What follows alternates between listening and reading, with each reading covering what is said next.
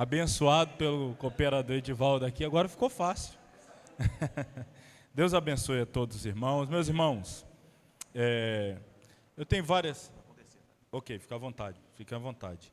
Eu tenho algumas considerações a fazer, mas para nós aproveitarmos, irmãos, sobre os pés, a gente não ficar aqui falando e cansar os... E aí depois, então, eu começo aqui as minhas...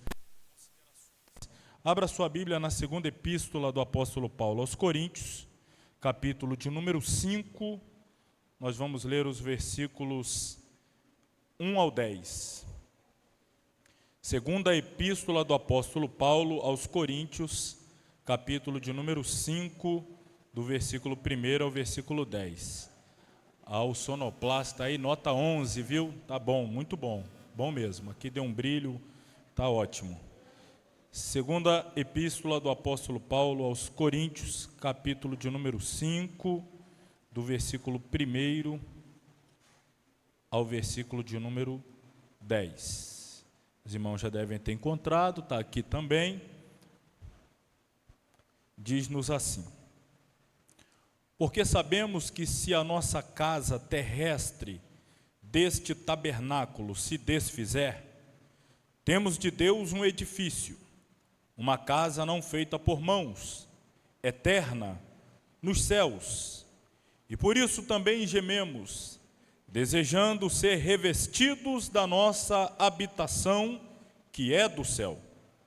Se todavia, estando vestidos, não formos achados nus, porque também nós, os que estamos neste tabernáculo, gememos carregados, não porque queremos ser despidos, mas revestidos, para que o mortal seja absorvido pela vida. Ora, quem para isso mesmo nos preparou foi Deus, o qual nos deu também o penhor do Espírito, pelo que estamos sempre de bom ânimo, sabendo que, enquanto estamos no corpo, vivemos ausentes do Senhor, porque andamos por fé e não por vista. Mas temos esta confiança e desejamos, antes, deixar este corpo para habitar com o Senhor, pelo que muito desejamos também ser-lhe agradáveis, quer presente, quer ausentes, porque todos devemos comparecer ante o tribunal de Cristo, para que cada um receba segundo o que tiver feito por meio do corpo, ou bem ou mal. Amém. Pode tomar seu assento, irmãos. Sou grato a Deus pela oportunidade que tenho de estar convosco esta noite. Deus seja louvado por esta tão rica oportunidade. Sou grato ao dirigente da congregação, pastor desta igreja, presbítero Marcelo, ao diácono Isaac, os organizadores, os idealizadores deste projeto. Que Deus recompense e abençoe a cada um de uma forma muito especial.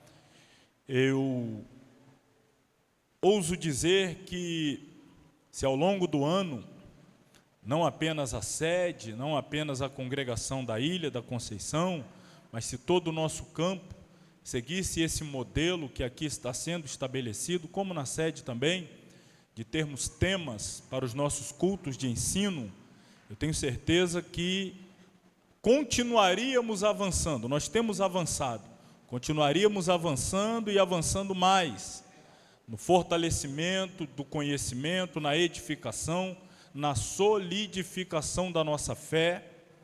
O mês de dezembro do ano que findou, nós tivemos, por exemplo, ali na Congregação do Amor Divino, 3 terças-feiras temática com o tema restauração. Foram dias muito abençoados.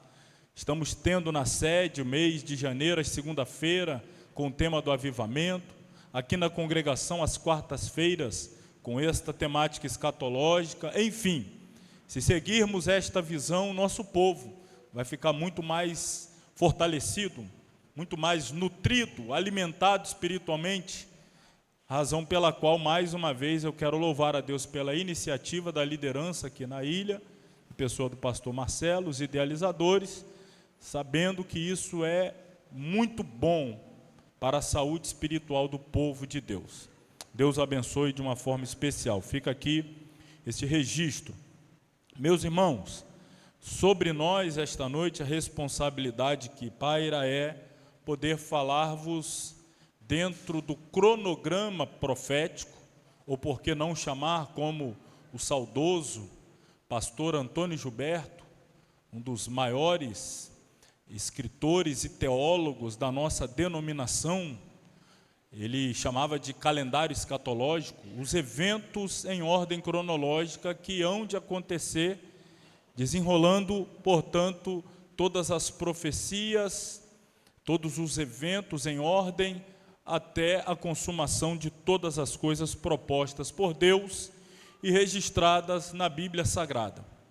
Começada na semana passada, essa sequência de estudos, aqui esboçado pelo presbítero Paulo, tratando dos sinais dos tempos, que é o momento em que estamos inseridos, e seguramente o próximo evento dentro do calendário escatológico será o arrebatamento da igreja, o qual se dará a qualquer momento, inclusive pode ser hoje. Alguém diz amém? Amém. Estamos esperando este momento, buscando estar a todo tempo preparados, para não sermos, em hipótese alguma, pegos de surpresa. Estamos buscando, eu não gosto de usar o termo estamos nos preparando, ou como diz o hino, eu até entendo a licença poética, não é uma crítica ao hino, porque é até muito bom dentro do universo de hinos tão ruins, que infelizmente temos, mas o hino da cantora Lauriette que diz, eu vou me preparar, eu vou me preparar. Eu não gosto muito de usar essa expressão, porque dá uma ideia de postergar, não é? Eu vou me preparar, parece que é algo que está ficando para depois, tipo assim, hoje não, mas amanhã eu vou me preparar. Aí é complicado. Repito, não é uma crítica ao hino, eu entendo a licença poética, eu sei que não é essa a proposta, mas nós devemos pensar que estamos, a cada dia, confirmando a nossa preparação, ratificando, fortalecendo a nossa preparação, para não sermos encontrados desapercebidos, desavisados, surpreendidos pelo arrebatamento. Estamos aguardando ele para qualquer momento, inclusive para já. E aí, como a responsabilidade que tenho, voltando aqui ao ponto que dizia, é de compartilhar hoje acerca do tribunal de Cristo e, na sequência, as bodas do Cordeiro, eu intitulei o meu estudo da seguinte maneira, eu coloquei o seguinte tema, e eu espero que todos concordem. O tema é assim, fui arrebatado, e agora? O que me espera? Fui arrebatado, e agora? Qual é a primeira coisa que eu vou me deparar? Qual é o próximo passo? Assim como vai ser estudado, eu não estou certo aqui se na próxima semana ou na última, me perdi, eu acredito que é na próxima, a grande tribulação, estão aí com a responsabilidade de Diácono Isaac, cooperador Jadson, a grande tribulação, a resposta da grande tribulação é a pergunta, fui deixado para trás, e agora? Aí ninguém está nessa aqui, né? Perdi o arrebatamento, e agora? Aí o assunto já não é meu, já é outra pessoa que vai falar para aqueles que não participarem do arrebatamento. Mas a minha responsabilidade é falar para todos que aqui estão, que vão participar do arrebatamento. Então, é esta questão, fui arrebatado, e agora? O que me espera? Qual é o próximo evento dentro do cronograma escatológico para nós, os que seremos arrebatados? Qual é o próximo passo? Para onde eu vou? Eu vou para o grande trono branco, eu vou para o novo céu e nova terra, é o milênio, já é a boda do Cordeiro, enfim, quais são os próximos eventos? É aqui que nós queremos ordenar. Ordenar, me refiro a colocar em ordem, organizar. Então, passada os sinais dos tempos, que é o momento em que estamos inseridos, a qualquer momento o arrebatamento da igreja, tão logo a igreja, nós formos arrebatados, o evento que aguarda a igreja arrebatada é exatamente este, o tribunal de Cristo. Para tanto, embora eu ainda vá fazer menção de outros textos, não foi por acaso que eu escolhi, para começar, este texto da segunda epístola de Paulo aos Coríntios. Pode até colocar aqui na projeção, ali na TV também, mais uma vez, segundo aos Coríntios capítulo 5, porque Paulo ele está falando exatamente da realidade da igreja, que está ainda neste tabernáculo. O que ele está chamando de tabernáculo aqui, é este corpo físico que nós possuímos, que ainda não é a morada eterna, porque este tabernáculo, um tabernáculo é uma morada temporária, um templo é uma morada definitiva. O tabernáculo foi construído no deserto porque era temporário, até eles chegarem ao lugar onde deveria ser construído o templo, e ali foi estabelecido de forma perpétua. Então nós estamos habitando neste tabernáculo aqui, ó. Você pode beliscar aí, o que você belisca é o tabernáculo. Então Paulo diz assim: porque sabemos que se a nossa casa terrestre, é aqui, ó, onde a minha alma e espírito está morando temporariamente, é esta casa terrestre. Uns, como Isaac, é um casebrezinho, né, fininho, outro já é uma mansão, né? Aqui não é bullying não, hein? É só, tem uns que moram num casarão, né? Ou moram numa casinha. Mas nós estamos nesse tabernáculo aqui passageiro. Ó, o movimento no arraial aí, ó, o pessoal já... Tem uns que falam que é mais assim porque quer ficar mais cheio do Espírito e tal. Não é o caso não, vamos aqui o que interessa, irmão. Essa casa terrestre deste tabernáculo se desfizer, porque esta é a realidade. Este tabernáculo ele está em processo de deterioração, corrupção. Esta expressão corrupção é em virtude do pecado. A nossa morada passageira ela é corruptível. No começo, Adão e os seus descendentes primários viviam neste tabernáculo 930 anos, Adão 969 anos, o que mais viveu, Matusalém, e por aí vai. A duração de tempo nesse tabernáculo vem diminuindo. Hoje a idade média aí, 80, 90, uns passam de 100, muito poucos, outros ficam nessa média aí. Por quê? Porque esse tabernáculo ele vem se deteriorando, em virtude do pecado que atinge a todos. Mas só que Paulo diz o seguinte: temos de Deus um edifício, uma casa, não feita por mãos, eterna, nos céus. Está falando de um novo corpo, aonde o corruptível é revestido pelo incorruptível, o mortal é revestido pelo imortal. Nós jamais poderíamos comparecer diante de Deus usando este tabernáculo corrupto. Seríamos imediatamente fulminados, dizimados. Esse corpo não comporta a glória de Deus. Esse corpo jamais poderia comparecer diante de Deus. Para tanto, na ocasião do arrebatamento, tenho certeza que foi explicado na semana passada, aquilo que é corruptível se revestirá de incorruptibilidade, o mortal de imortalidade. Então cumprir-se a palavra que está escrita: tragada foi a morte pela vitória. E a pergunta é: ó morte, onde está a tua vitória? Ó inferno, onde está o teu aguilhão? O aguilhão da morte é o pecado, a força do pecado é a lei, mas graças a Deus que nos dá a vitória por meio de nosso Senhor e Salvador Jesus Cristo. Aí a orientação de Paulo é: portanto, meus amados irmãos, sede firmes, constantes, sempre abundantes na obra do Senhor, sabendo o quê? Que a vossa obra tem uma recompensa. Olha aí, o tribunal. Fica firme, constante, abundante na obra do Senhor, sabendo que a vossa obra não é em vão. Vai ter o momento da recompensa. Estou fazendo essa antecipação para mostrar, antes de chegarmos no tribunal para receber a recompensa, eu posso, por assim dizer, que a primeira recompensa já é exatamente o revestimento do incorruptível, ou do corruptível sendo revestido do incorruptível. Já é o corpo glorificado, um corpo glorioso, um corpo que nos permitirá viver eternamente na presença de Deus, o corpo que nos permitirá comparecer diante de Deus.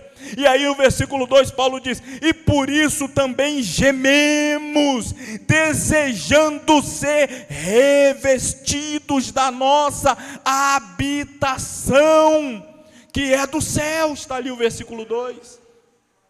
Estamos querendo: Deus, eu quero receber esse corpo glorioso, eu quero receber esse corpo magnífico. Estou cansado de ficar cansado, subo meio lance de escada.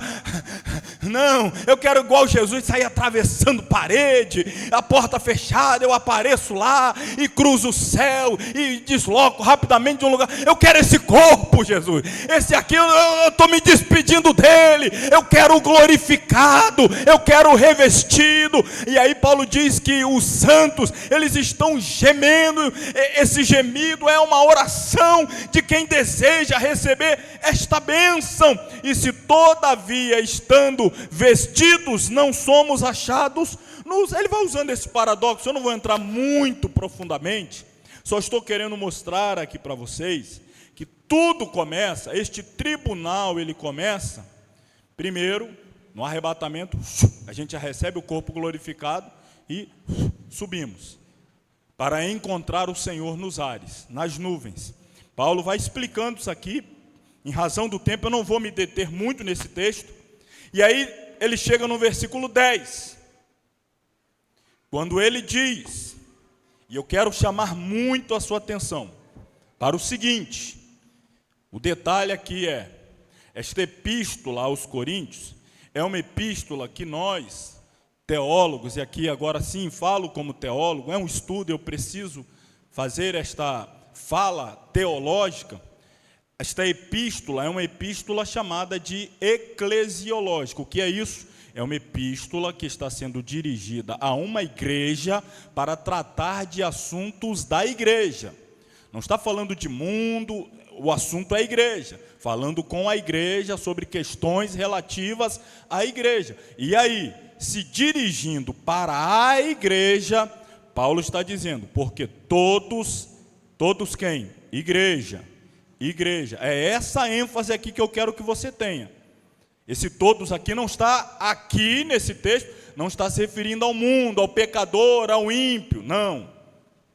Todos, a igreja, os que são alvos desta carta, os que estão ouvindo ali em Corinto a leitura desta carta, é como se eu tivesse recebido a carta do apóstolo Paulo, como pastor da igreja de Corinto, e fizesse uma reunião aqui, só com os crentes de Corinto aqui, a gente fecha a porta, e eu dissesse: olha, irmãos, todos devemos comparecer. Estou falando com os crentes, os salvos, os irmãos da igreja.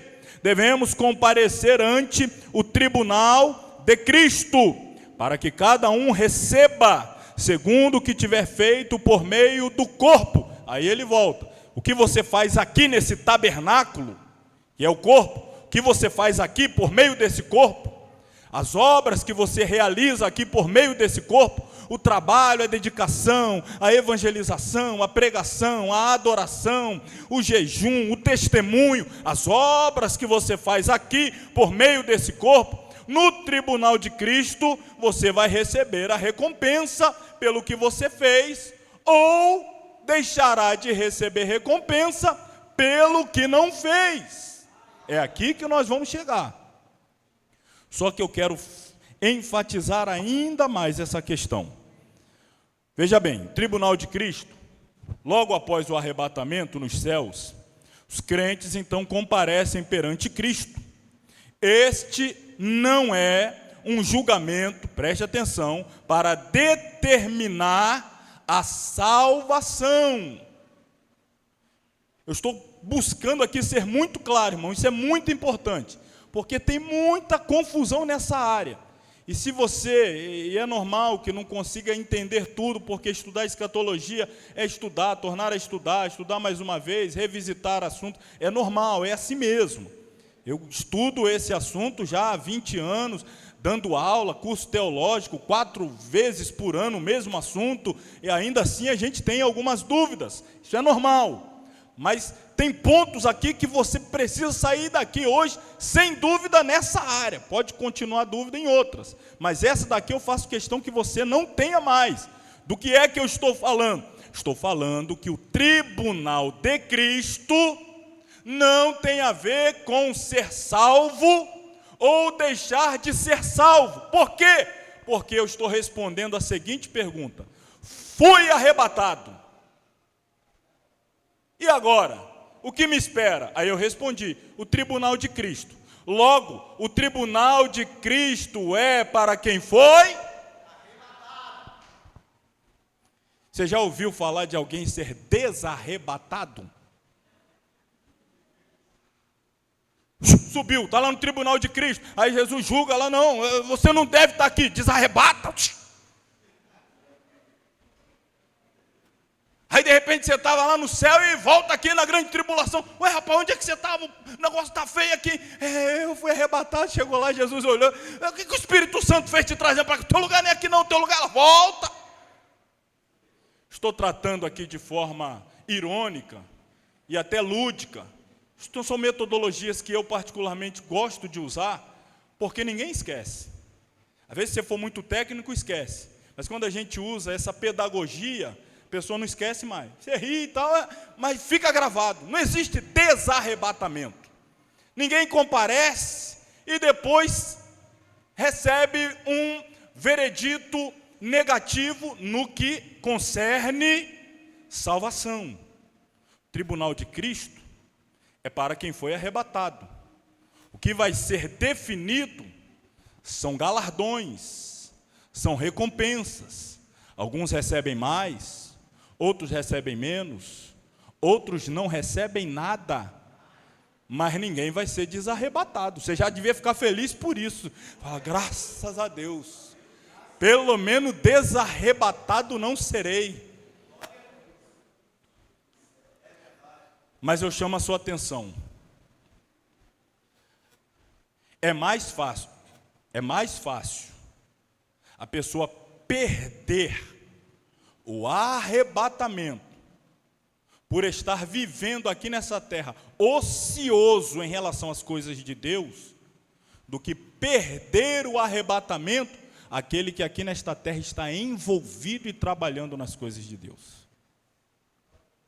Essa pessoa que não está envolvido, não trabalha, não. Vamos fazer visita no lar, não vou. Vamos fazer um trabalho na rua, não vou. Vamos fazer uma visita no hospital, não vou. Vamos fazer uma visita na casa, não vou. Vamos fazer um culto, não vou.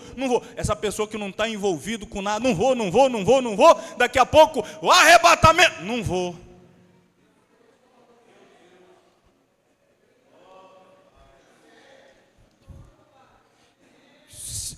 Eu preciso deixar claro que ninguém vai ser salvo ou deixará de ser salvo por obras. Não é o que eu estou aqui dizendo. Não estou dizendo que as obras vão garantir a sua salvação. O que eu estou dizendo é que quem não trabalha, ele coloca em risco a sua própria salvação.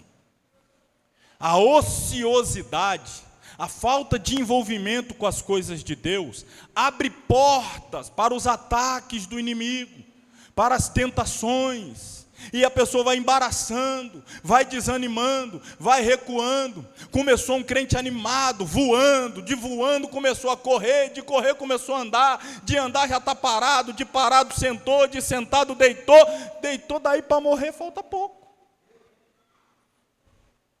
Por isso que Paulo diz: sejam firmes, depois o quê? Constante, e mais o quê? É crescente. Primeiro você fica firme, depois você fica constante, e depois você vai abundando. O que é ser abundante? O que eu fiz para Deus, em 2023, em 24 eu preciso ter feito mais, em 25 mais do que 24, e agora que chegou 2025 mais do que 24, e agora que chegou 26, você tem que falar: Senhor, eu preciso fazer mais do que eu fiz ano passado, eu preciso orar mais, eu preciso jejuar mais, eu preciso consagrar mais, eu preciso evangelizar mais, eu tenho que ganhar mais alma, eu preciso ser abundante. Então a salvação ela é garantida pela fé. tribunal de Cristo tem como propósito avaliar as obras, a fidelidade de cada crente após a conversão, resultando assim em recompensa ou não, dependendo da conduta de cada um. E aí, mais uma vez, eu escrevi aqui para destacar: o tribunal de Cristo será um julgamento das obras dos cristãos para determinar galardões, não para determinar salvação. Então, quem comparece no tribunal de Cristo? Os salvos, arrebatados. Estes comparecem no tribunal de Cristo.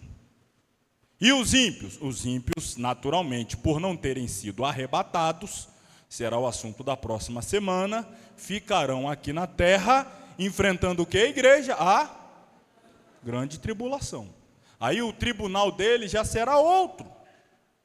E até para dirimir definitivamente qualquer dúvida, eu fiz questão de, pelo menos hoje aqui, falar algo que eu não me recordo de ter falado em outro lugar, mesmo dando aulas de escatologia já há anos, estudos, seminários, mas resolvi hoje falar, e vai ser rápido, o tempo não vai permitir aprofundar, mas pelo menos passar aqui sobre um assunto também muito vasto na literatura escatológica. Você vai encontrar, estou me referindo aos 7 julgamentos. 7 julgamentos. Então, para evitar qualquer tipo de confusão, eu vou citar e explicar aqui rapidamente, de forma bem rápida, os 7 principais julgamentos que a Bíblia nos mostra. Eu vou falar um pouquinho com mais detalhe do primeiro. O primeiro julgamento é o chamado julgamento da cruz. E eu gostaria que os irmãos abrissem e projetassem aqui também, por favor, conhecido de todos nós, Isaías 53, do versículo 3 ao versículo 5. Isaías, capítulo 53, do versículo 3 até o versículo de número 5. Está aí, ó. O que está dizendo? Era desprezado, mas indigno entre os homens. Todos sabemos que está se referindo a Jesus esta profecia. Homem de dores, experimentado nos trabalhos, e como um de quem os homens escondiam o rosto, era desprezado e não fizemos dele caso algum. Verdadeiramente ele tomou sobre si as nossas enfermidades, as nossas dores levou sobre si, e nós o reputamos por aflito, ferido de Deus e oprimido. Mas ele foi ferido pelas nossas transgressões e moído pelas nossas iniquidades. O castigo que nos traz a paz estava sobre ele, e pelas suas pisaduras fomos sarados. A cruz foi um grande tribunal, aonde Deus o Pai, estamos estudando Trindade nesse trimestre, como juiz, julgou os pecados e condenou à morte aqueles sobre quem os pecados estavam, porque o salário do pecado é a... Pergunto aos irmãos, e todos sabem disso, Jesus alguma vez pecou, sim ou não? E por que morreu? Se só morre quem tem pecado. O pecado gera como consequência a morte. O termo aqui, salário, é como você tem recompensa. Você trabalhou, no final você tem a recompensa do seu trabalho. É o salário do seu trabalho, é o resultado, é a consequência do trabalho. Quem peca tem como consequência, como resultado, a morte. Ora, uma vez que Jesus não pecou, não deveria morrer. Mas como ele leva os nossos pecados, então Deus está julgando os pecados, e sobre aquele sobre quem estavam os pecados, então ele morre, para que eu e você agora possamos viver livres do pecado que já foi julgado em Cristo na cruz do Calvário. Os que estão em Cristo, nova criatura é, as coisas velhas já passaram, eis que tudo se fez novo. O que isso significa? Quem está em Cristo, quando Deus olha para você, por que é que Deus não vai condenar a mim e a você à morte em virtude dos nossos pecados? Até vale a pena perguntar, alguém aqui ainda peca ou ninguém mais peca aqui? Ninguém mais peca ou ainda peca? Ficou até meio sem jeito, né? Vamos para facilitar. Quem não peca aí, dá um pulo da cadeira, fica de pé. Quem não peca, peca. Se você levantar, já pecou e agora? Porque já vai falar uma mentira. Só que o meu pecado e o seu pecado, o Pai já julgou e condenou à morte aquele que levou o meu e o seu pecado. Quem não está em Cristo, este continua carregando sobre si os seus próprios pecados. E então esses serão ainda julgados, aí é outro julgamento, porque eles não estão em Cristo. Quem está em Cristo, os pecados já foram perdoados, porque foram pagos. Não é que Deus simplesmente esquece, não, Deus é justo, Ele cobrou, Ele executou o juízo sobre aquele que levou sobre si os nossos pecados. Então o primeiro julgamento, eu fiz questão de dar uma ênfase, é exatamente este da cruz. O outro julgamento é um julgamento constante, ele é um julgamento dinâmico, é o julgamento do crente, é o auto-julgamento. Nós, como eu disse, ainda pecamos, então Deus nos corrige, porque Deus corrige a quem ama e tem por filho. Por que é que Deus me tem por filho? Porque eu estou em Cristo, e aí Cristo me deu o poder de ser feito filho de Deus. Não foi isso que está escrito lá em João? Veio para o que era seu, mas os seus não o receberam. Mas a todos quantos o receberam, deu-lhes o poder de serem feitos. Eu só sou filho de Deus, e você só é filho de Deus porque recebeu a Jesus. E aí então você recebe o poder de se tornar um filho de Deus. E uma vez que você e eu somos filhos de Deus, Ele nos corrige. Ele vem o tempo todo. E aí você pergunta, por que o fulano lá fora apronta e não acontece nada? Eu piso um pouquinho fora da faixa, você é filho. Você que é pai, você que é mãe, que tem filho, você vê o filho do vizinho lá aprontando, você sai correndo atrás dele com chinelo? No máximo você faz assim, se fosse meu filho. Faz ou não faz? Se cesse meu filho. Até usar o português aqui errado de propósito. Então você fica tão nervoso. Agora se fosse meu filho. Mas não é. Mesma coisa Deus. Por que ele faz não faz? Não é filho de Deus. Agora você é. Aí você anda aqui na linha. Na régua aqui. Aqui, pisei um pouquinho fora. Eu tenho ele lá. Não tem nada a ver com ele lá. Mas o negócio é você. Você é filho. Quiser deixar de ser filho, você sai fora. Quer deixar de ser filho? Não, pode corrigir, eu quero continuar sendo filho. Então para dessa história de a síndrome do Asaf. Por que ele apronta, fica rico e tal, tranquilo? Aí o Asaf diz, até que eu entrei no templo e entendi o fim deles e o meu fim. O que espera eles no fim dos tempos e o que me espera. Eu sou filho, comigo a coisa é diferente. Então para de ter inveja dos ímpios. Você é filho, o negócio com você é diferente. Deus vai julgando. Terceiro tribunal, ou julgamento, é o tribunal de Cristo, que são os das obras. E eu vou me deter nele daqui a pouquinho. Citando o quarto julgamento, é chamado julgamento de Israel. Vai acontecer exatamente no período da grande tribulação, quando Deus estará julgando severamente Israel. Um juízo muito forte, uma perseguição, o anticristo faz acordo, quebra o acordo, persegue. Aí os outros ímpios, ficou aqui também, vai sobrar para todos eles. Mas o negócio, a princípio, é tratamento com Israel, este quarto julgamento. O quinto julgamento, aí é no final da grande tribulação, chamado julgamento das nações. Estou só citando, não precisa decorar isso não. Só para você entender que existem vários julgamentos na Bíblia. Este quinto, que é o das nações, será no final da grande tribulação, para decidir os que entrarão e os que não entrarão no milênio, em corpos naturais. Numa outra ocasião a gente pode falar, aliás, vai ter também alguém que falará sobre o milênio. O sexto julgamento será o julgamento dos anjos caídos, Satanás e os demônios, para serem condenados eternamente ao lago de fogo e enxofre. A Bíblia diz que o inferno foi criado com o objetivo de ser a habitação eterna de quem? Do diabo e seus anjos. O inferno não foi criado para os homens. O inferno não foi criado para ser humano nenhum.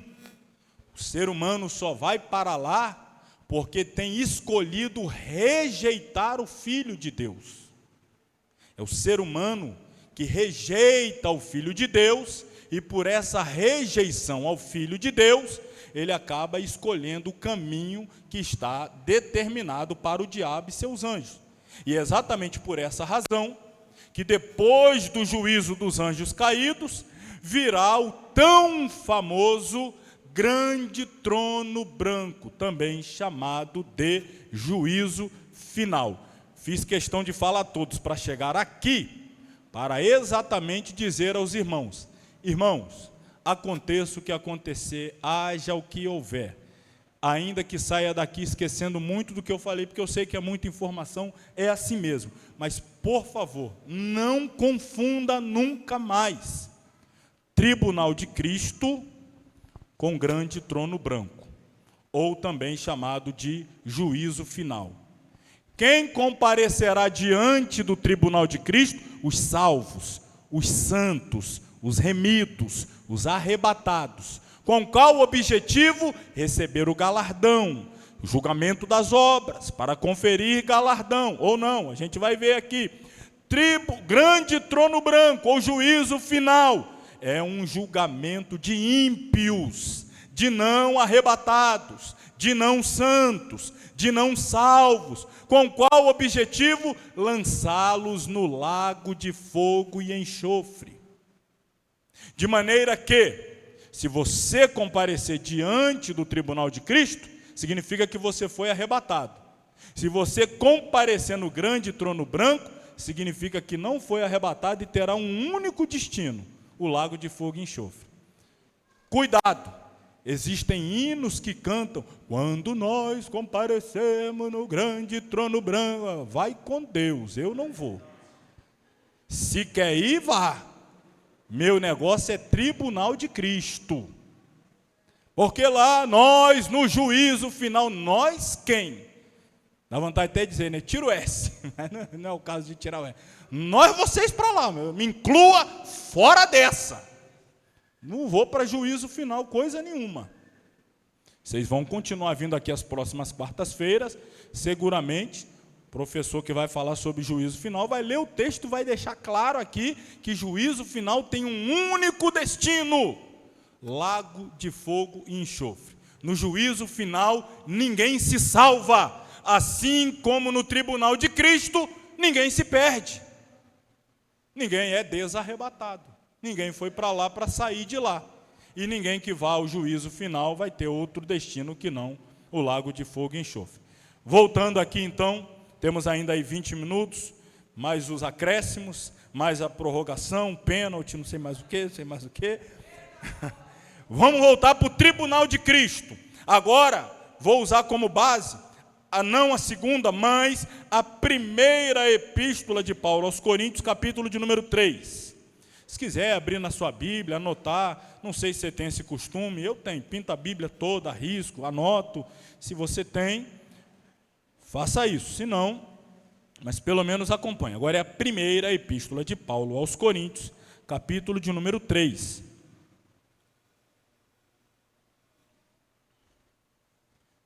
Vou ler aqui a partir do versículo 11 até o versículo de número 15. Porque ninguém, está ali, né? Porque ninguém pode pôr outro fundamento, além do que já está posto, o qual é Jesus Cristo. E se alguém, sobre este fundamento, formar um edifício de ouro, prata, pedras preciosas, madeira, feno, palha, a obra, aqui o assunto é esse, a obra de cada um se manifestará. Na verdade, o dia, com D maiúsculo, isso aqui é o dia de Cristo, é o tribunal de Cristo, o dia a declarará, porque pelo fogo será descoberta, e o fogo provará qual seja a obra de cada um. Se a obra que alguém edificou nesta parte, aqui nesse tabernáculo, permanecer, esse receberá o quê? Se a obra de alguém se queimar, sofrerá detrimento. Perdeu, a obra se queimou, não valeu nada, não vai receber nada.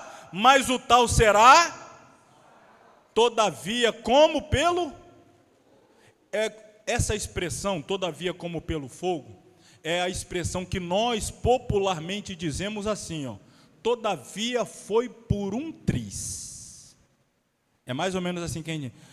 A obra se queimou, mas o cidadão foi salvo, mas foi, olha. Está vendo aí por que eu disse que quem não se envolve para trabalhar para Cristo, olha o risco que ele está correndo.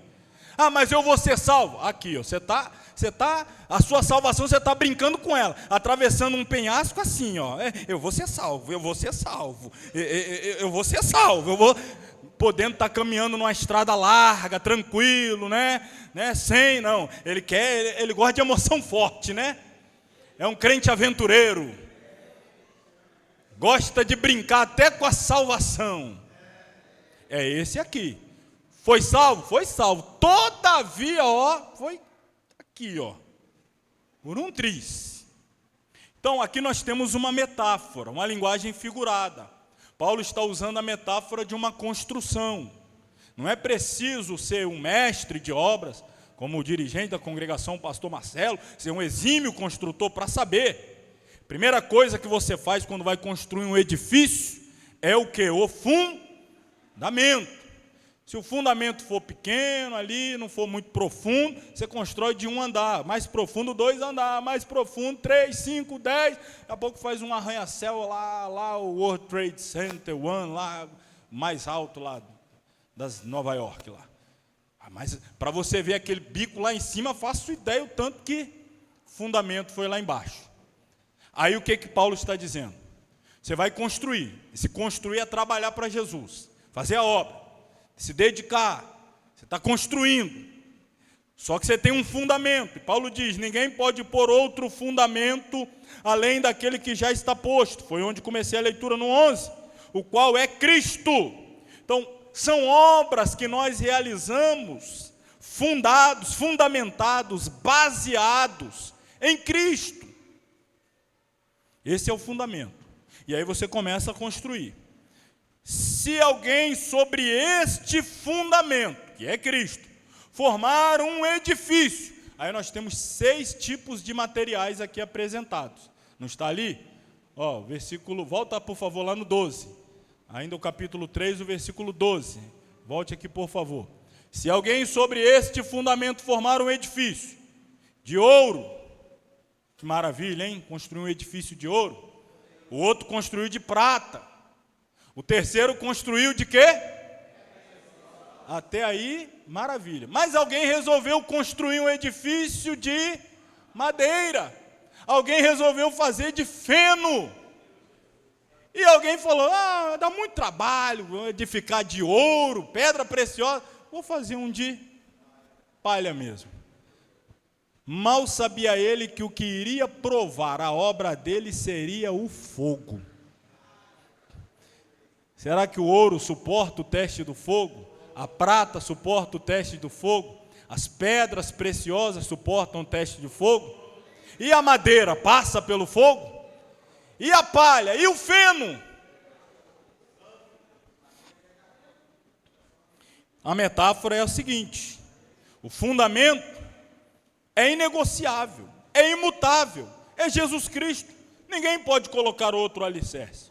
Os materiais representam os diferentes tipos de obras, ensinamentos, é a vida, é o testemunho, é a obra prática, é o ministério, é o que nós fazemos. Irmão, não é o que fazemos no secular, é o que fazemos fundados ou fundamentados em Cristo, baseados em Cristo, para a glória de Deus, para a expansão do reino de Deus. Tem a ver com as coisas do reino de Deus, fundamentados em Cristo. De maneira que esta primeira tríade, ouro, prata, pedras preciosas, obviamente aqui simbolizam obras de qualidade, obras duradouras, obras que glorificam a Deus, obras que são feitas segundo a sã doutrina, obras que são feitas sob a inspiração e a direção do Espírito Santo de Deus. Irmão, ouro na Bíblia é símbolo de divindade. Então, obras de ouro são obras que são feitas para a glória de Deus. Prata é símbolo de redenção. Então, são obras cujo objetivo é alcançar a redenção de perdidos, pessoas serem resgatadas para Cristo, por Cristo. E pedras preciosas na Bíblia é símbolo dos dons do Espírito Santo, das virtudes do Espírito Santo. Então são obras realizadas no poder do Espírito Santo, na direção do Espírito Santo, mediante o sacrifício de Cristo e para a glória de Deus. Então, irmão, o que vai ser avaliado é o seguinte: você fez dirigido pelo Espírito Santo? Você fez para a glória de Deus? Você fez fundamentado em Cristo? Se a resposta para essas perguntas é sim, significa que a sua obra foi de ouro, prata, pedra preciosa. Logo, no tribunal de Cristo, as suas obras permanecerão e você alcançará galardão. Mas aí alguém viu outra pessoa fazer uma obra de ouro, guiado pelo Espírito Santo, na direção, na unção, com oração, com reverência, comprometido com a sã doutrina, com zelo, e alguém falou: eu quero isso aí também, vou fazer isso aí também. É o Ananias e Safira, né? Viu lá o Barnabé fazer uma oferta de coração, e todo mundo aplaudindo, ele falou: eu quero esse aplauso aí para mim também, eu vou fazer um negócio aqui. Aí começa a fazer a obra, com muitas aspas. O objetivo é trazer glória para ele, é o holofote sobre ele, ele quer aplauso para ele. A motivação é inveja, é ciúme, porque viu o outro fazer e quer fazer por inveja, e por aí vai, é disputa. Pregou, vou pregar melhor, cantor, vou cantar melhor, eu dirijo melhor, aí vai fazer, porque no final ele quer tapa nas costas, ele quer elogio, ele quer curtida, ele quer like, ele quer comentário positivo. Aí quando passa no fogo, meu Deus, naquele dia, eu sei que você estava lá, mas eu também vi um monte de aplausos, seu coração inchado, eu sabia que eu ia receber. Você quer receber de novo? Não já recebeu lá? Quem é que trabalha uma vez e recebe duas?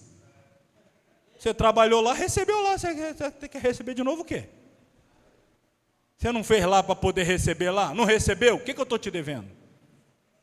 Agora tem gente que trabalhou aqui e não recebeu nada aqui, mas não parou, continua trabalhando, e continua não recebendo, continua trabalhando. Ninguém viu, ele continua trabalhando. Ninguém elogiou, ele continua trabalhando. Ninguém falou dele, ele continua trabalhando. Na festa não citaram o nome dele, ele continua trabalhando. No cartaz não apareceu, ele continua trabalhando. Chegou no tribunal de Cristo, recebeu um caminhão de galardão. Eu nunca nem vi esse irmão trabalhar.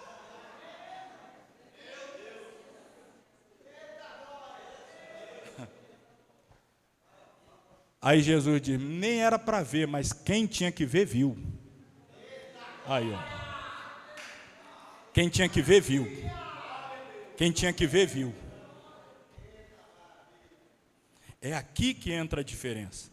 A de palha, a madeira, feno e palha, são obras de pouco valor, temporais, que são obras feitas baseadas em filosofias humanas, divisões na igreja, esforços feitos com motivação egoísta, sem a devida consagração a Deus. Alguém viu alguém pastoreando a igreja, resolveu que quer pastorear também, dividiu a igreja, levou metade, botou lá e depois quer receber galardão. O fundamento já não é Cristo, o fundamento já é rebelião, o fundamento já é inveja, o fundamento já é ciúme. Olhe lá se esse camarada chega no tribunal de Cristo, se por misericórdia, por um triz ele chegar, ainda vai querer galardão? Eu já não acho que chegará, mas eu não sou o juiz aqui. Supondo que por uma misericórdia o tal chegue, galardão? Obra que se queima, se a construção de alguém for consumida pelo fogo, ou seja, essas obras de madeira, feno e palha, essa pessoa sofrerá o dano, ou seja, a perda, mas ela mesma, como a gente leu, será salva, todavia como que pelo fogo, por um triz. Isso significa que a salvação do indivíduo não está em jogo, mas sim as recompensas pelas suas obras feitas com fidelidade. Então é isso que nós temos que ter em mente.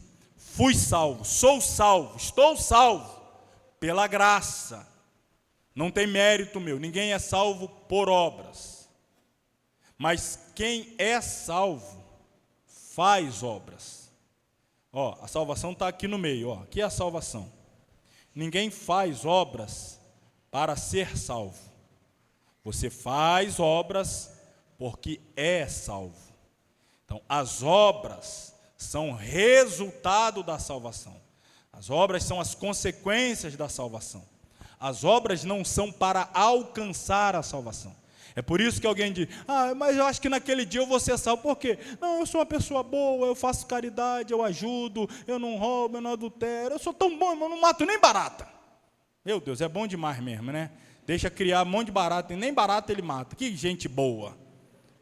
Ninguém vai ser salvo pelas obras, porque é bom, porque é isso, porque é aquilo, porque doa, porque faz caridade, porque não, é salvo pela graça, pelo sangue de Jesus derramado na cruz do Calvário em nosso lugar. Então a salvação não tem mérito nenhum nosso. Agora, se eu tenho a consciência de que não era digno, não era merecedor da salvação, não havia absolutamente nada que eu pudesse fazer para alcançar a salvação, mas Jesus, por bondade, graça, misericórdia, desceu do céu, deixou a glória, deixou o trono, deixou a adoração, assumiu o meu lugar, pegou a cruz, derramou o sangue e disse, está aqui de graça, toma a salvação para você. Irmão, pelo menos por constrangimento, eu sei que não tem nada que eu possa fazer para pagar a minha salvação, mas eu vou trabalhar como demonstração de gratidão pela salvação, como demonstração de que eu sou grato a Deus pela minha salvação. Então as obras, elas são um resultado de um coração grato por ter sido salvo. Não é para ser salvo, é por ser salvo. Então não confunda, ninguém será salvo pelas obras, mas todo aquele que é salvo, realiza obras. A fé sem as obras, ela é? Então cuidado para você não ter uma fé morta e acabar perdendo sua salvação. Como diz um texto, e aí ficar correndo o risco de ser salvo, como que por um triz. Pois bem, como o nosso tempo é bem curto, próximo passo, a igreja arrebatada comparece no tribunal de Cristo, que se dará nas nuvens, e o Senhor Jesus vem, traz consigo o galardão, e entrega a cada um de acordo com as suas obras. Terminado esse tribunal de julgamento de obras, agora nós vamos adentrar a sala do banquete, para que a partir deste momento, aquela que até então era noiva, possa passar pela cerimônia, a qual passará a ser a esposa. E para esse texto agora, eu não vou ser muito delongado, até porque a Bíblia realmente não traz muitos textos sobre as bodas do Cordeiro, mas eu te convido a abrir no livro do Apocalipse, capítulo 19. Apocalipse, capítulo de número 19.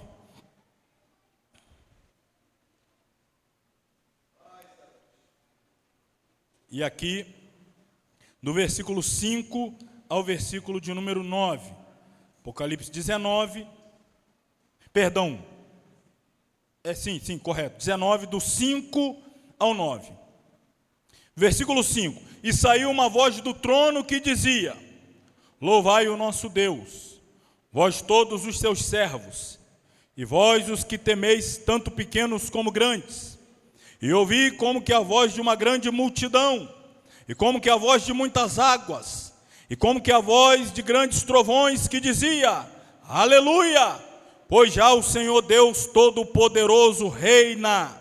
Regozijemo-nos e alegremo-nos e demos-lhe glória, porque vindas são as bodas do Cordeiro, e já a sua esposa, olha, não é mais noiva, esposa, se aprontou, e foi-lhe dado que se vestisse de linho fino, puro e resplandecente, porque o linho fino são as justiças dos santos. Disse-me, escreve: bem-aventurado aqueles que são chamados à ceia das bodas do Cordeiro. E disse-me: estas são as verdadeiras palavras de Deus. Bem-aventurados os que vão participar da ceia, das bodas do Cordeiro. A sua esposa já se aprontou, já está adornada, já está galardoada, no arrebatamento já foi glorificada, seu corpo já foi revestido de glória, o corruptível já foi revestido de incorruptibilidade, o mortal de imortalidade, já passou no tribunal, já recebeu a sua recompensa, o seu adorno, o seu brilho, sua veste preciosa, como diz aqui, linho fino, puro e resplandecente. Agora a igreja, então esposa, ela é convidada a adentrar a sala do banquete. Nesta sala nos assentaremos, numa mesa enorme. A Bíblia não dá muitos detalhes, eu não vou aqui inventar o que a Bíblia não diz. Por inferência, nós podemos fazer uma analogia com a ceia do Senhor, pois o próprio Jesus foi quem disse que ele desejou muito participar daquela ceia, sabendo que era a última, e ele mesmo disse: porque eu só voltarei a me assentar e comer convosco na próxima, que será no reino de meu Pai que está nos céus. Então ele participou da última aqui, e agora a próxima ele vai participar com a igreja lá. Ele participou com os discípulos na noite que antecedeu a crucificação, e a próxima ele vai participar com a igreja depois do arrebatamento. Irmãos, se aquela ceia que antecedeu a crucificação, Jesus, ele verbalizou, presbítero Gerson, ele disse: eu desejei muito esse momento, falando lá, antes da cruz. Será que ele está desejoso de participar de novo do próximo momento? Só que a pergunta não deveria ser essa: será que Jesus está desejoso? A pergunta deveria ser: qual? Você está desejoso? Você está ansioso? Você está querendo participar desta? No seu coração palpita essa vontade, esse desejo, essa ânsia de estar participando com Ele, de contemplá-lo face a face, de receber das mãos dEle os elementos que compõem ali esta grande ceia, de olhar nos olhos do seu Salvador e saber que você só estará lá, porque Ele pagou o preço da sua redenção, e Ele entregar a você a ceia, dizer: bendito bem-vindo, seja bem-vindo, a casa é sua. O banquete foi preparado para você, você foi fiel na terra, agora pode participar com alegria deste banquete preparado para você aqui no céu. Oh, irmãos, imagine que alegria inundará o nosso coração, sabendo que nós vencemos a morte, a tentação, o diabo, o pecado, o inferno, e agora estamos na glória, sendo servidos pelo Rei dos Reis e Senhor dos Senhores.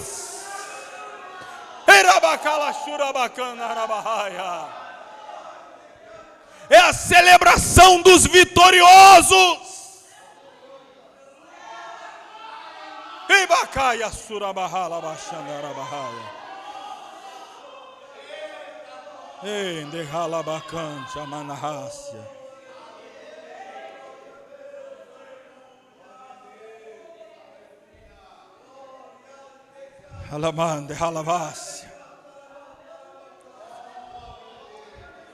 Meu Deus, você lembra das 7 igrejas do Apocalipse? Uma delas foi a igreja de Sardes. Nesta igreja, Jesus disse: "Sê vigilante, confirma os restantes que estão para morrer, porque não achei as suas obras perfeitas diante de Deus." Ele está falando de uma igreja que tem pessoas mortas, pessoas vivas e pessoas que estão para morrer. É a realidade da igreja dos últimos dias.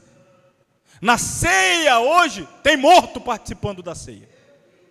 Tem gente que está meio morto, meio vivo. Mas tem os vivos.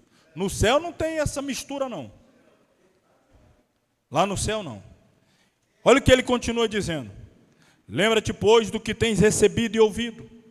Guarda-o, arrepende-te. Se não vigiares, virei sobre ti." Estou lendo Apocalipse capítulo 3, versículo 3. "Como ladrão, e não saberás a que hora sobre ti virei." Aí chega o versículo 4. Está falando para nós. "Mas também tens em Sardes," aleluia, "algumas pessoas que não contaminaram suas vestes, e comigo andarão de branco, porquanto são dignas disso. O que vencer será vestido de vestes brancas, e de maneira nenhuma riscarei o seu nome do livro da vida, e confessarei o seu nome diante do meu Pai e diante dos seus anjos." Será exatamente neste momento a igreja vestida de branco, vestes puras, não tem contaminação, não tem pecado, não tem mancha, não tem mácula, e Jesus alegremente e orgulhosamente nos apresentará diante do Pai, diante dos anjos, dizendo: "Olha aqui a minha noiva amada, olha aqui aqueles que eu comprei, olha aqui aqueles que eu salvei, aqui estão os fiéis, aqui estão os santos, aqui estão os que não recuaram, aqui estão os que não retrocederam, aqui estão os que venceram."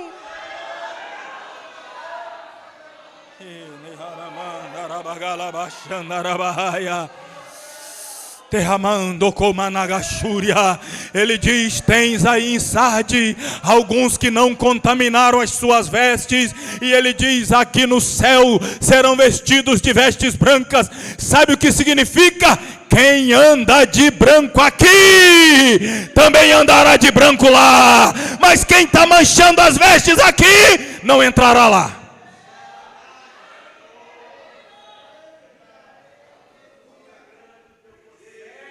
Não vai ter ninguém sentado naquela grande mesa, nas cadeiras. Aqui é força de expressão. Ninguém com veste manchada. Enquanto há tempo, purifica as tuas vestes. E as vestes do crente não são purificadas com sabão em pó, Omo, alvejante mais poderoso dessa terra. Eis o mistério: a veste do crente fica branca quanto mais ela é encharcada de sangue. Quanto mais enxaguada no sangue, mais branca. Não está muito branca não, faz o quê? Mergulha mais ela no sangue. E agora, ainda não está 100% branca, faz o quê? Mergulha no sangue. Agora está branca como a neve. O que você usou para branquear as vestes? O sangue, o sangue, o sangue, o sangue, o sangue, o sangue.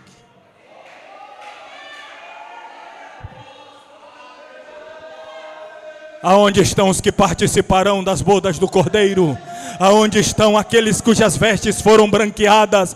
Aqueles que estão lutando contra o pecado, contra o mundo, contra o diabo, para que não recebam mancha na veste e sejam envergonhados no dia do arrebatamento, ficando de fora e sendo deixado para trás. Eu estou lutando, pastor Márcio, a tentação é muita, a provação é muita, o diabo ataca de todos os lados. Oh, a minha vida não está fácil.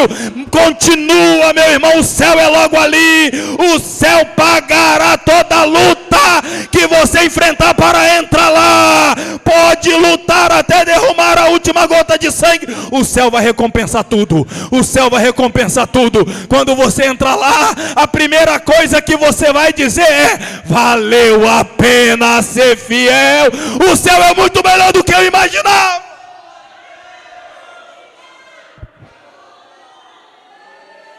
Aleluia.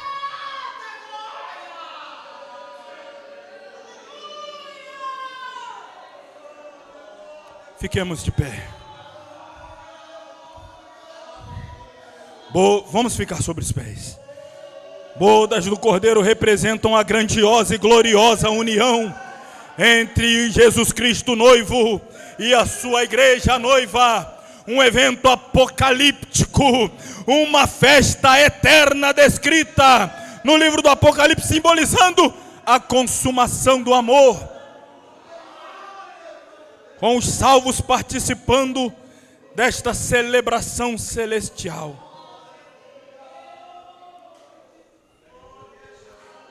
Pastor Márcio, o que é que eu vou comer lá? Não sei, vá para lá que você vai saber. O que é que eu vou beber lá? Não sei, vá para lá que você vai saber. O que? Não sei, irmão. Dá um jeito de chegar lá e você vai saber.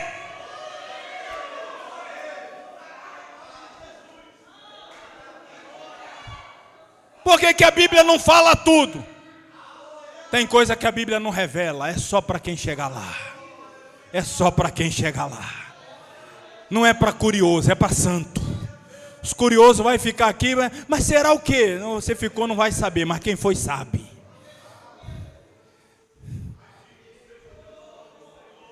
Nem tudo que você vai presentear aqueles que você ama, você conta. Tem coisa que é surpresa.